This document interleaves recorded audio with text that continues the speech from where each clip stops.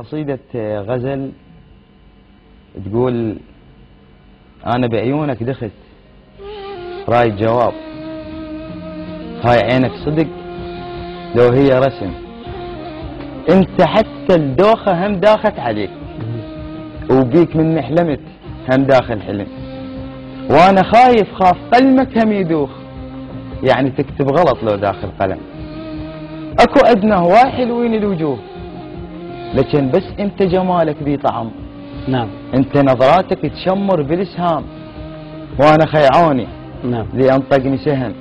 نعم. والله لو صير رئيس الوزراء احط صورة وجهك بنص العلم. الله. اللي يقول لك مو حلو رب الغباء، واللي يقول لك ذيك عيب اكبر غبي.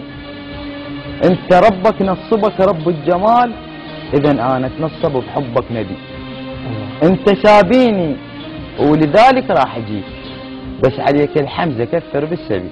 الله. انت الله. شكلك اجنبي ومو شغل بيت، وراح اعبر رايي لك بالاجنبي.